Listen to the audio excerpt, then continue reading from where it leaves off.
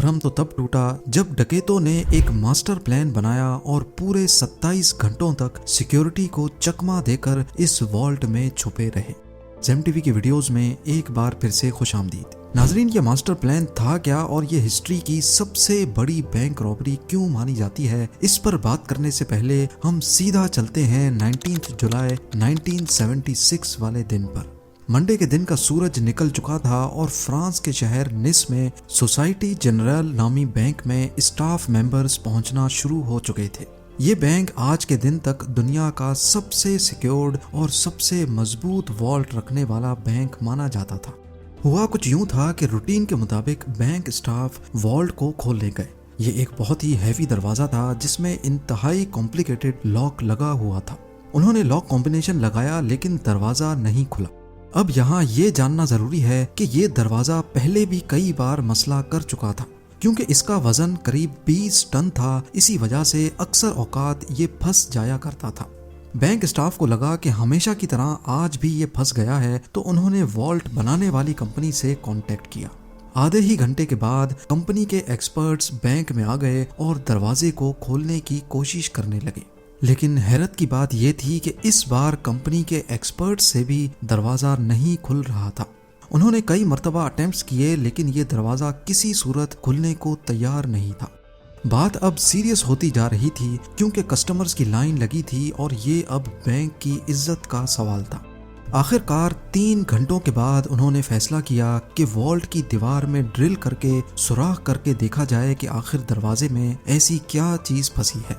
Vault के दरवाजे पर किसी फोर्स्ड एंट्री के निशानात भी नहीं थे और इसकी चारों दीवारों पर भी किसी किस्म के निशानात नहीं पाए गए। हैवी ड्यूटी ड्रिल मशीन से सुराख करके जब अंदर झांका गया तो क्या देखते हैं कि वॉल्ट के दरवाजे को अंदर से किसी ने वेल्ड करके बंद किया हुआ है। ये मंजर देखकर इस पर यकीन लाना काफी मुश्किल था, क्योंकि वॉल्ट में जाने का सिर्फ एक ही रास्ता था। ना ही इसके अंदर कोई रोशनदान था और ना ही कोई खिड़की, यानी वॉल्ट के अंदर जाना इम्पॉसिबल था। अब ये देखकर सबको इतना एहसास तो हो चुका था कि यहाँ कुछ न कुछ एबनॉर्मल जरूर है। उन्होंने मशीनरी मंगाई और वॉल्ट की दीवार को तोड़कर अंदर जाने का फैसला किया। ये काम काफी टाइम कंज्यूमिंग था क्योंकि ये दीवारें नॉर्मल दीवारों से काफी मोटी थीं और इनके बीच में लोहा भी लगा हुआ था। खैर, कई घंटों की मेहनत के बाद इतना सुराख हो गया कि एक इंसान इसमें से अंदर जा सके, और जब अंदर देखा गया तो ये मंजर नाकाबिले यकीन था।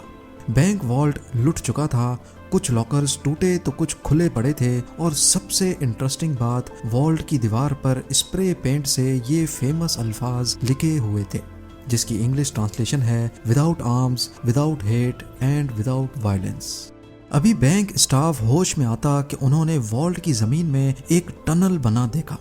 अब आगे का काम पुलिस का था जो कि उस वक्त तक पहुंच चुकी थी। डकैत वॉल्ट में मौजूद पैसे और गोल्ड ब्लॉक समेत 4000 में से 400 सेफ बॉक्सेस तोड़कर उसके अंदर से कीमती चीजें लेकर फरार हो चुके थे।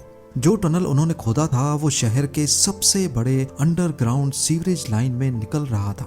वहां पुलिस को काफी सबूत मिले जिसमें टूल्स और 27 गैस सिलेंडर्स भी थे जिसकी मदद से डकैतों ने वेल्डिंग टॉर्च चलाई थी।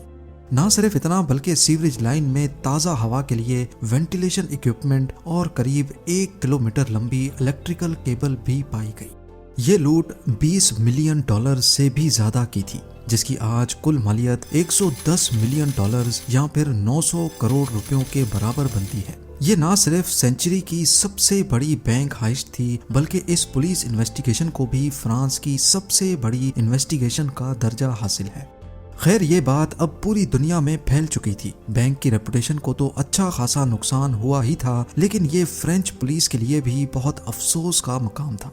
अगले कई महीनों तक पुलिस ने एड़ी चोटी के जोर लगाए, आसपास के लोगों को पकड़ा, बैंक स्टाफ को इंटरोगेट किया, लेकिन कहीं से भी डकैतों का कोई सुराग ना मिल सका। फिर 3 महीनों के बाद अक्टूबर 1976 में पुलिस को एक बहुत बड़ी लीड मिली। डकैतों के ग्रुप का एक मेंबर अपनी ही गर्लफ्रेंड की टिप पर पकड़ा जा चुका था।